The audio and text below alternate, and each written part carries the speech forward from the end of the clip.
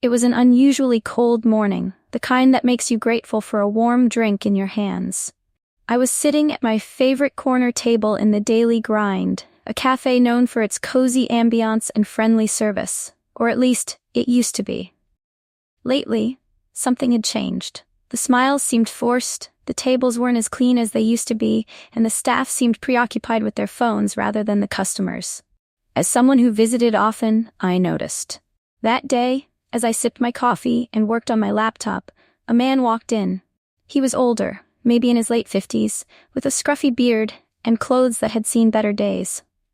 He carried a worn-out bag slung over one shoulder and wore a heavy coat that looked 2 sizes too big. The cafe wasn't too crowded, but the atmosphere shifted the moment he walked in. I saw a few customers glance at him, some whispering to each other. The barista behind the counter, a young woman named Carla, let out an audible sigh as she saw him approach. "Welcome to the Daily Grind," she said, her voice dripping with sarcasm. "What can I get for you?" The man hesitated, pulling out a small crumpled piece of paper. Just a coffee, please." "Black," he said quietly. Carla rolled her eyes. "Do you even know how much that costs? This isn't some free soup kitchen, you know."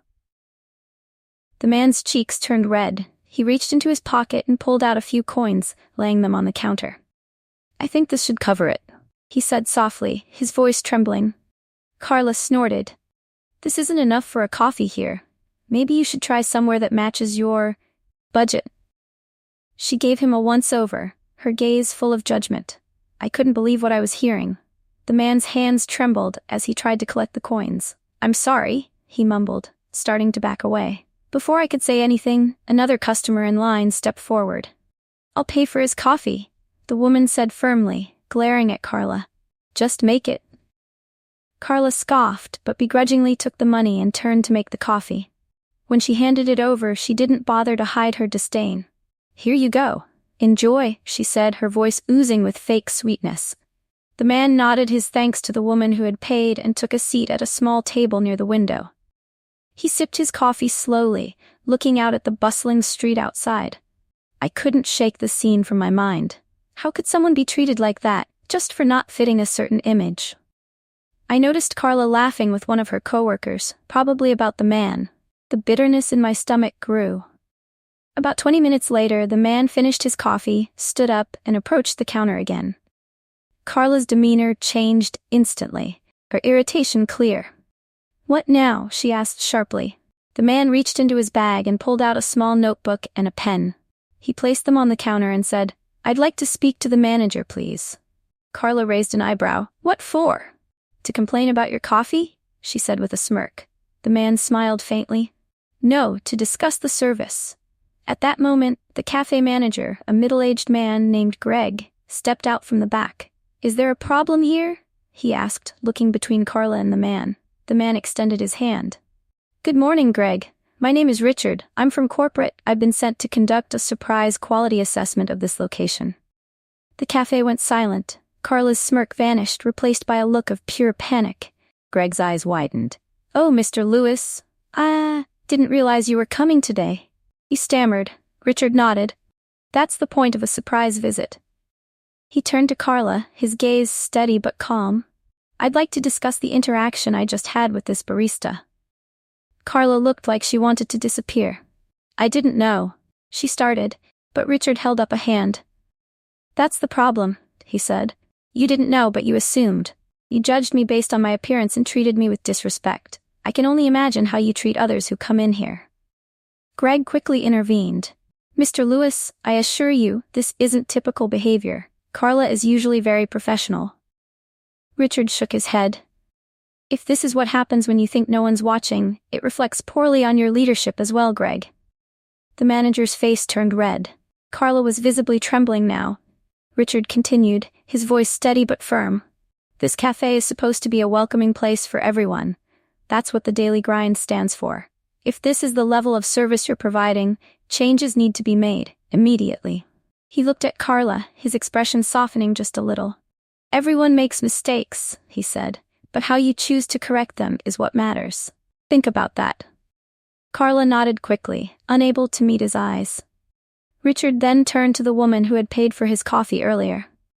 "Thank you for your kindness," he said, giving her a warm smile. "You represent the values this place should embody." She smiled back. Someone had to do the right thing. Richard picked up his bag and walked toward the door.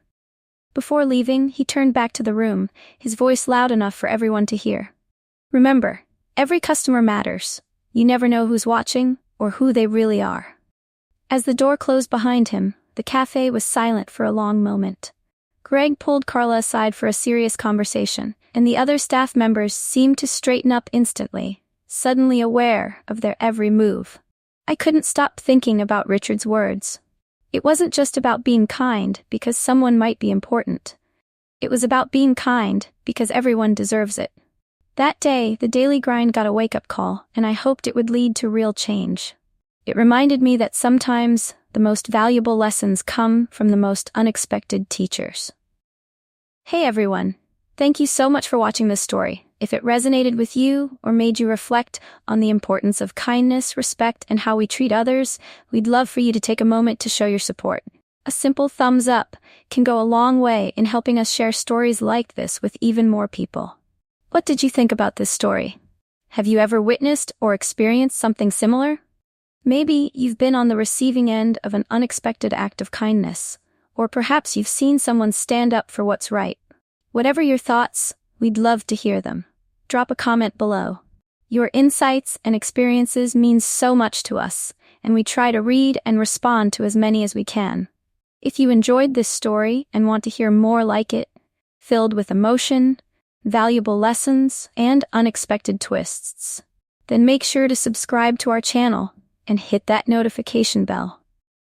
That way, you'll never miss a new video when it drops. We're building an incredible community here, one that believes in standing up for what's right and spreading positivity. By liking, commenting, and subscribing, you're helping us grow this movement and share these meaningful stories with people all around the world. Thank you for being here and for your support. It truly means the world to us. Let's keep making a difference, one story at a time. See you in the next video.